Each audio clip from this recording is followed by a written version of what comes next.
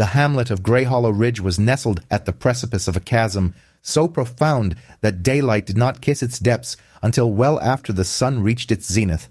It was upon a rocky outcrop where dense pines clustered and a swift, frigid stream coursed that Elsa Byrne had forged her existence, sustained by naught but sheer resolve and felled timber.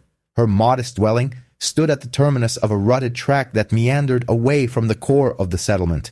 It was a singular chambered edifice of precisely notched logs, sealed tight with daub and mud.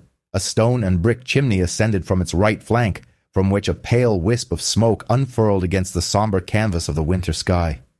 A covered veranda extended across its facade, adorned with a suspended lantern, and a slender planked walkway descended towards the yard. It was not a dwelling of opulence. Its purpose was to withstand the elements.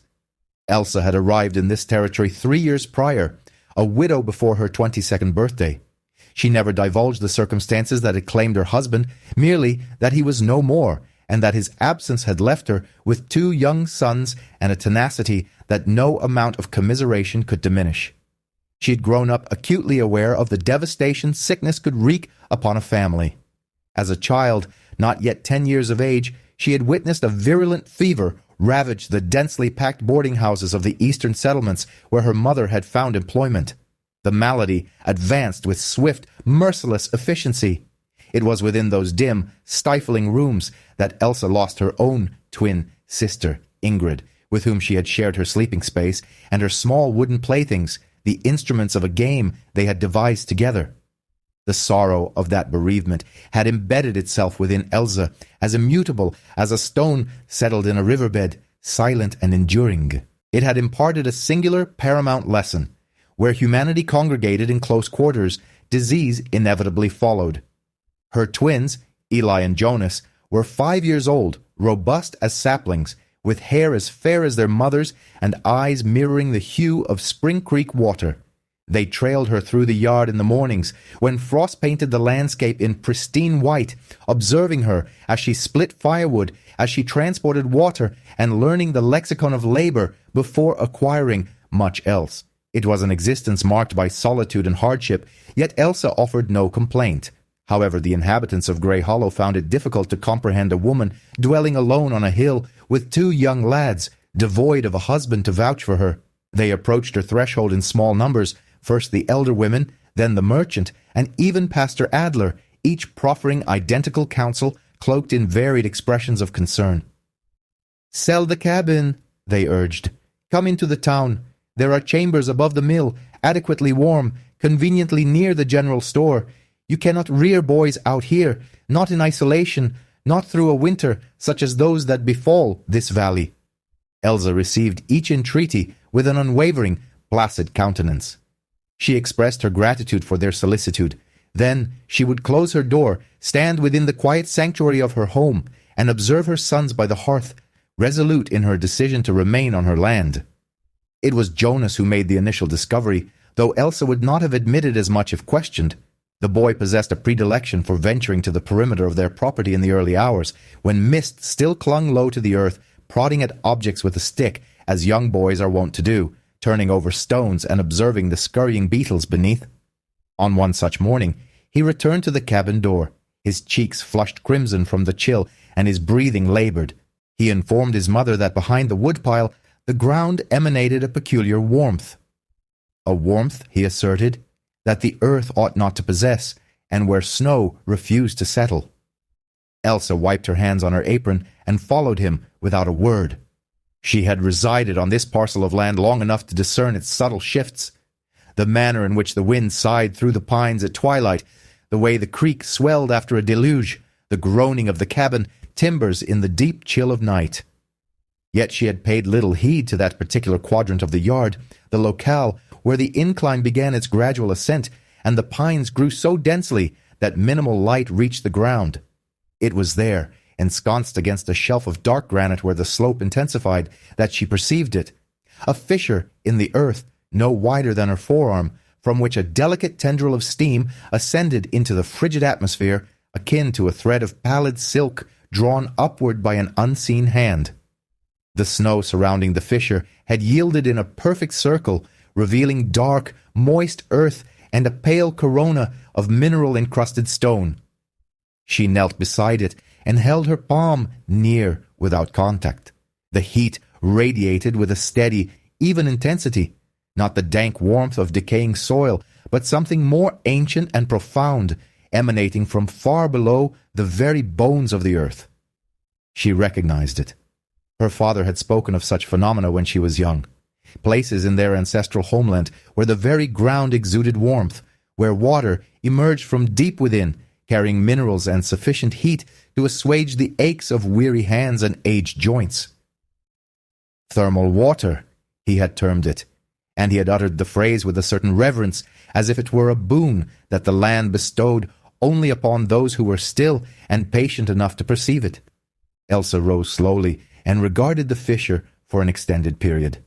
The steam curled and dissipated into the somber morning air. She pressed 2 fingers against the edge of the mineral crust and felt the warmth beneath, constant as a heartbeat. Jonas waited beside her, unusually silent, observing her expression as he always did when he sensed significant contemplation underway. She remained wordless for nearly a minute. Then she looked down at him and murmured softly, "Go fetch your brother." Elsa's sleep that night was restless. She lay on her pallet, listening to the wind assail the cabin walls, her thoughts preoccupied with the fissure in the earth and its implications. By morning, a nascent plan had taken shape, raw and unrefined as a freshly cut plank. She had seen illustrations of thermal pools in a book her father had brought from their homeland, ink drawings depicting broad, stone-lined basins set into the ground from which clouds of steam billowed. Those were pools constructed by men possessing ample wages, suitable implements, and boundless time. Elsa possessed none of these in abundance, but she had an ample supply of timber, river stones, and the 2 boys who consumed their porridge with unusual haste that morning, for they could discern from the set of her jaw that this was destined to be a day of considerable labor. The initial undertaking was excavation. Elsa retrieved the iron-headed adze and the heavy spade from the shed, transported them to the fissure, and commenced its careful widening, bit by bit, following the path of warmth that traced beneath the soil. The surface of the ground was frozen, but the soil just below was soft and dark, and the subterranean heat facilitated the digging more than one might have anticipated. The boys were not idle. She directed Jonas to collect flat stones from the creek bed, smooth and weighty ones, the kind that would retain heat effectively and resist cracking under stress. For Eli, she assigned the task of stripping bark from the fallen birch trees along the tree line, yielding long, pale sheets which she would later require for sealing joints and retaining the water. The work progressed at a slow pace, and the biting cold stung every exposed inch of skin, yet the earth beneath Elsa's hands grew warmer as she excavated, and the steam rose in thicker plumes around her wrists. She understood, not with her intellect but with her body, that she had unearthed something substantial. By the close of the first day, the fissure had transformed into a shallow trench, and the water within it flowed in a languid, dark current, heated from some unfathomably deep and ancient source below. She knelt at its edge and cupped a handful to her lips. It tasted of iron and minerals, sharp, clean, and invigorating on the tongue. She swallowed deliberately. She observed the boys, who had meticulously piled their collected stones and bark at the clearing's edge.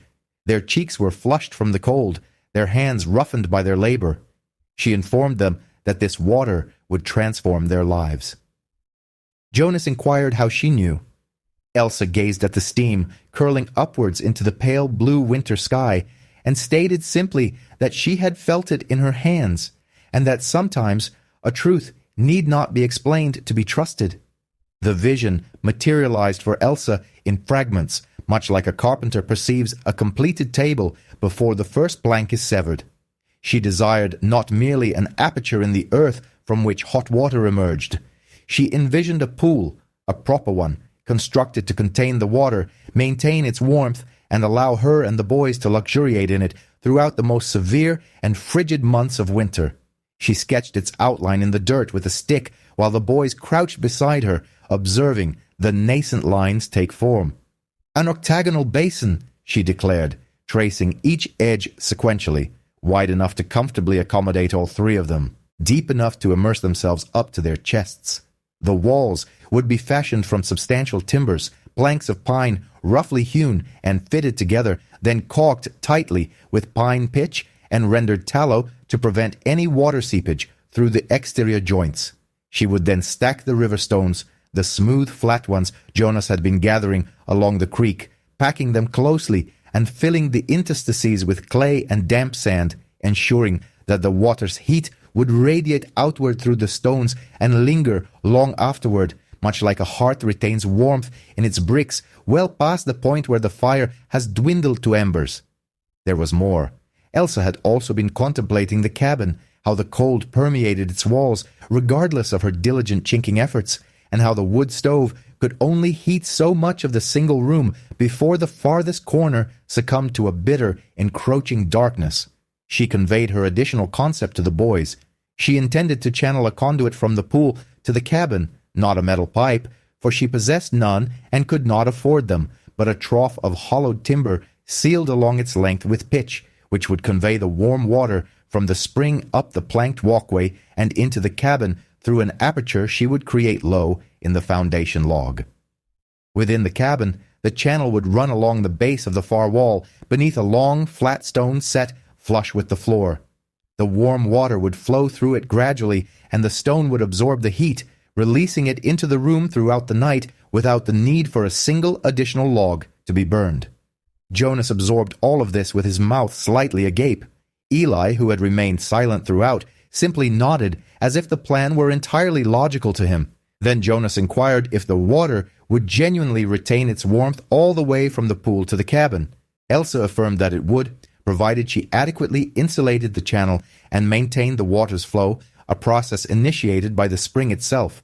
She picked up a stone and held it in her palm, turning it over once, then placed it back in the dirt. "The earth is generous," she stated quietly, "if you allow it to be."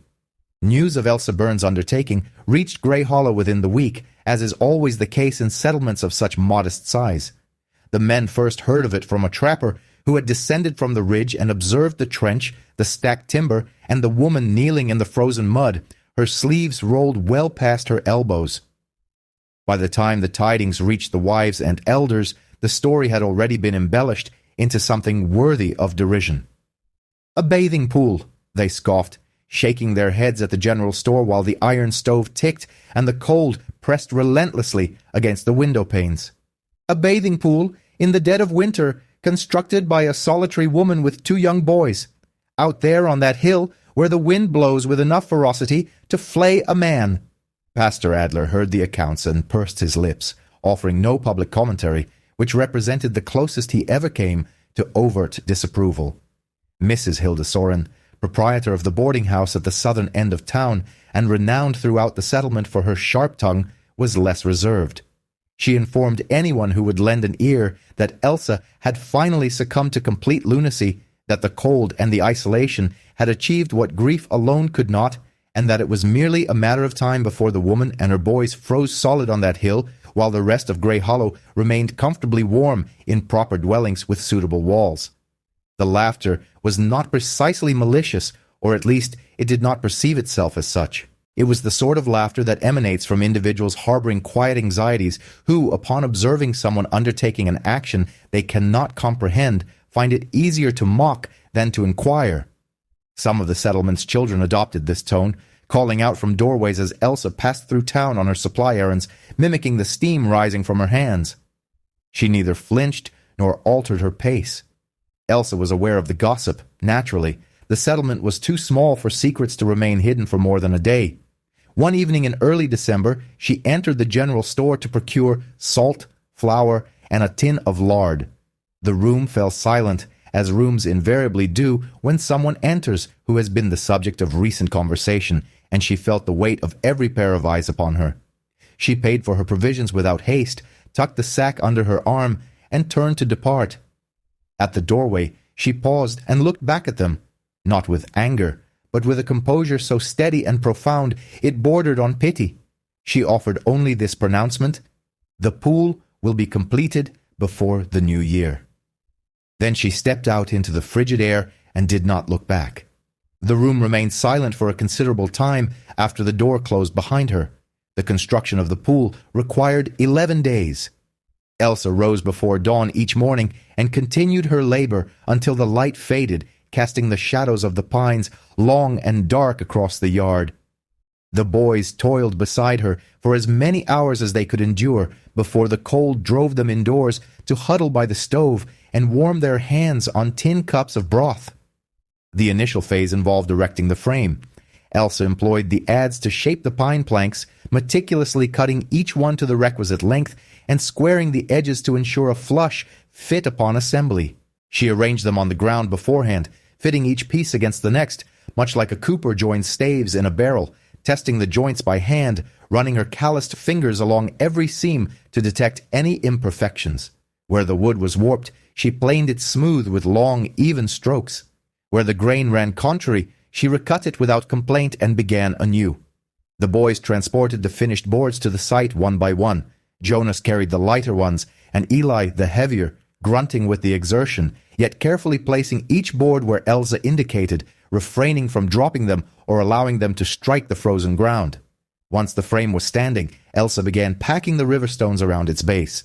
This was the most arduous work, as each stone had to be fitted against its neighbors like pieces of a jigsaw puzzle, with no mortar to conceal an imperfect fit. Only clay and damp sand, packed firmly into the crevices, served to seal them against the cold. She instructed Jonas on how to test a stone before she positioned it. "Press it against the ground," she advised. "If it wobbles, it is not the correct stone for that location. Find another." He took this instruction to heart, spending an entire afternoon sorting through a mound of creek stones, pressing each one, turning it in his hands, and discarding those that shifted until he had a row of perfectly matched stones lined up beside the basin. Eli was tasked with preparing the pitch. Elsa demonstrated how to melt raw pine resin in an iron pot over the fire, stirring it with a stick until it achieved a dark, smooth consistency and poured like thick honey, and how to carefully transport the bucket to the pool, wrapped in rags, to prevent the pitch from solidifying before reaching the seams. The pitch was poured along the interior of the timber frame, filling every crack and joint. Upon cooling, it hardened into a black, resilient seal, holding the water securely. By the conclusion of the 11th day, the basin was complete, its water filled to the brim, steaming and shimmering in the last gray light of a winter afternoon. Elsa stood at its edge, wiping the perspiration from her brow with the back of her hand, her breath misting in the cold air. The boys stood beside her, one on each side, and for a moment none of them spoke. There was nothing that required utterance. The conduit to the cabin demanded 3 additional days. Elsa felled a pine log with a straight grain, free of knots or decay, from the stand of tall trees at the clearing's edge, and split it lengthwise with the felling axe and iron wedges. She then employed the adze to hollow out the interior of each half, gouging away the wood in long, curling shavings until the channel ran deep and smooth from end to end. She fitted the 2 halves together and sealed them with pitch along every seam, wrapping the exterior tightly in strips of birch bark and binding the bark securely with rawhide strips to prevent the escape of warmth into the air. The conduit proved heavier than anticipated, and conveying it up the slope from the pool to the cabin necessitated the combined effort of both boys pushing from behind while she pulled from the front, a length of rope slung over her shoulder. They moved it in stages, pausing every few feet to catch their breath in the cold. At the cabin, she used a keyhole saw to cut an opening low in the foundation log, just wide enough for the conduit to pass through without friction, and fitted it carefully, packing the surrounding gap with oakum and pitch to prevent any ingress of cold air. Inside the cabin, the conduit extended along the base of the far wall for approximately 8 feet. Over it, Elsa laid a slab of flat sandstone she had discovered along the creek bed, a piece nearly as long as the conduit itself, its surface worn smooth by years of water and heavy enough to retain heat for hours. She set it flush with the floorboards so as not to be a tripping hazard in the dark. On the evening of its completion, Elsa opened the intake end of the conduit at the pool and allowed the warm water to flow. It moved sluggishly at first, then found its rhythm, drawn by the slight downward gradient from the pool to the cabin. Inside, she knelt beside the sandstone, pressing her palm flat against its surface, and waited. Initially, there was nothing but the room's chill and the quiet creaks of the settling cabin. Then, after several minutes, a faint, steady warmth began to rise through the stone, akin to a pulse beneath the skin. Jonas placed his small hand beside hers and felt it as well. His eyes widened, gleaming in the lamplight. Elsa smiled, a rare occurrence for her, and remained silent. The following morning, she dressed the boys and led them down the walkway to the pool in the pre-dawn light before the sun had crested the ridge. The steam hung thick over the water, and its surface felt dark and warm to the touch. Eli entered first, hesitating slightly, his breath catching at the heat. Then Jonas, and finally Elsa herself. For a considerable time, the three of them sat in the warmth as the cold world turned white and silent around them.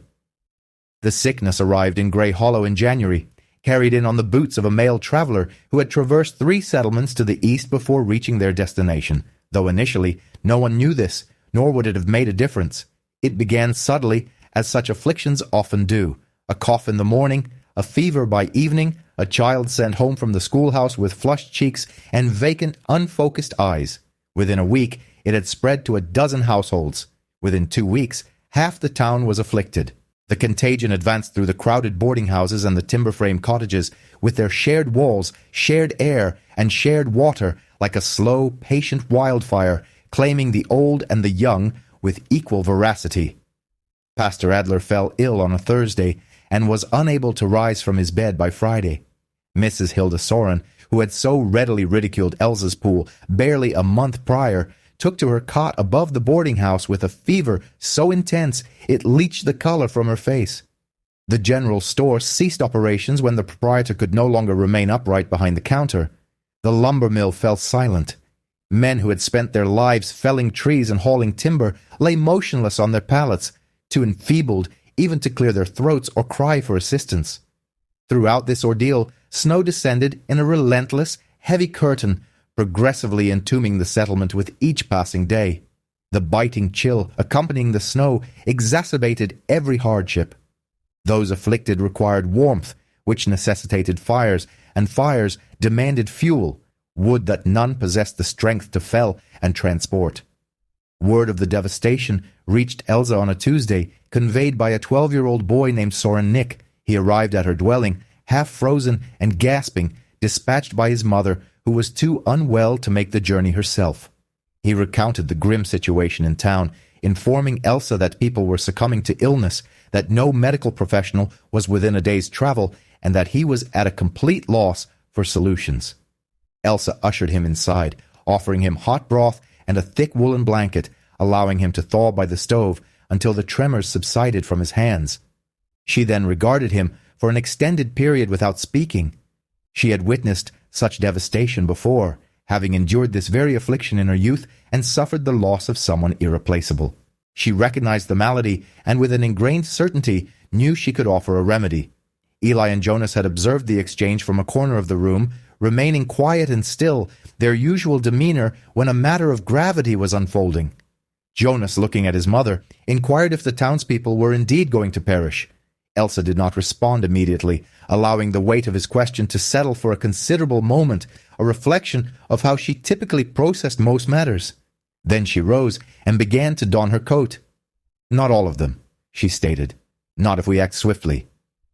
Elsa departed for the town that same afternoon, the boys accompanying her, with Sara and Nick following her faltering steps. Her actions were straightforward, practical, and devoid of any pretense. Her first stop was the boarding house, where Mrs. Soren lay on her cot, her face ashen and her body shivering beneath 2 meager quilts. Elsa drew back the curtain and observed the woman who had so readily derided her. Within her chest she felt nothing but a profound sense of compassion. She instructed Soren to assist her in moving Mrs. Soren into the wagon she had procured from the livery, a worn vehicle equipped with runners for traversing the snow. Subsequently, she proceeded down the street, visiting each dwelling. Wherever she found an ailing individual and someone capable of assisting, she assigned them a task. Her instructions were consistent. Bring them to the spring, wrap them in blankets and ensure they remain warm during transit. Do not permit them to linger in the cold. She explained that the thermal waters, while not a direct antidote to the illness, would alleviate the fever and bodily pains, thereby fortifying the body's inherent ability to combat the ailment. She had seen its efficacy years prior in a different locale and under distinct circumstances. She offered no further explanation, and no one inquired. The initial contingent of the unwell arrived at the spring before nightfall. Elsa enlisted the boys to construct a rudimentary shelter over one section of the spring, a lean-to fashioned from pine branches and salvaged canvas, designed to trap the rising steam and lamplight, thereby conserving warmth against the frigid air. She heated water from the spring in the large iron cauldron typically used for laundry, and transported armloads of wool blankets from the cabin, arranging them on the ground surrounding the basin. She then gently and without haste assisted the infirm into the water, much like a mother comforting a frightened child who doesn't comprehend what is occurring. Some could barely remain upright on their own. A quiet weeping escaped some as the warmth permeated their bodies. A few regarded her from the dark water with eyes that now acutely recognized the disparaging remarks they had made about her at the general store. Elsa made no reference to these past slights. She merely adjusted a blanket here, offered a steadying hand there, and ensured the lamps remained lit throughout the long, silent night. By dawn, the initial group of ailing individuals had ceased their shivering, and a slow return of color began to grace their complexions. Eli and Jonas had remained awake throughout the night. Without prompting, they had tirelessly transported blankets, firewood, and cups of broth, moving with quiet efficiency between the lean-to and the cabin. As the first pale light crested the ridge, they stood at the edge of the spring, observing the rising mist and listening to the increasingly steady respiration of those immersed in the water. Elsa emerged from the cabin, bearing a pan of cornbread, distributing pieces to anyone who could sit up. The spring accommodated all of them. The illness did not depart Grey Hollow swiftly. It clung tenaciously for weeks, as unyielding as the cold itself. There were nights when the lean-to overflowed, the spring teemed with the sick, the lamplight flickered low, and Elsa did not close her eyes. However, a change began. It was a gradual transition, akin to the slow progression of a lengthy winter, not marked by a single warm day, but by a subtle atmospheric shift that one senses before one can articulate it. The fever broke in some first, then in others. Men who had been too weak to lift a cup began to prop themselves up unaided. Women who had been silent for days opened their eyes, regaining awareness of their surroundings. Mrs. Sorin was among the earliest to recuperate. One overcast morning, she sat in the spring, enveloped in a quilt up to her shoulders, her countenance still gaunt and etched with weariness, but her eyes were clear and her hands rested steady in her lap. She watched Elsa move among the other infirm individuals, adjusting blankets, replenishing cups, and speaking in a voice so soft it was barely a whisper. After a prolonged silence, Mrs. Sorin remarked, "I owe you an apology." Elsa looked at her, then shook her head. "You owe me nothing," she replied. Pastor Adler experienced his recovery 3 days later and descended the hill on his own volition, leaning on a walking stick, yet standing tall. He stood at the edge of the spring for a considerable duration before speaking. He confessed that he had misjudged her and that no words could adequately express his gratitude for her actions on behalf of the town.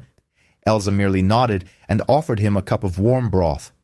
By the close of February, the last of the ailing had risen from the spring and returned to Grey Hollow under their own power. The town once again fell into a quietude. The snow lay deep upon the ground, and the cold exerted its relentless pressure. Yet the inhabitants were alive, and they understood the reason why. They knew that a woman residing on the hill had established a spring in the depths of winter and had opened its waters to everyone without stipulation or a single word of censure for those who had mocked her. The boys, Eli and Jonas, grew robust that winter, displaying a strength in children rarely witnessed in Grey Hollow. As spring arrived and the snow began its thaw, they played in the yard beneath the elongated golden light. Behind them, the steam continued to rise from the spring, a constant patient presence as it always had been.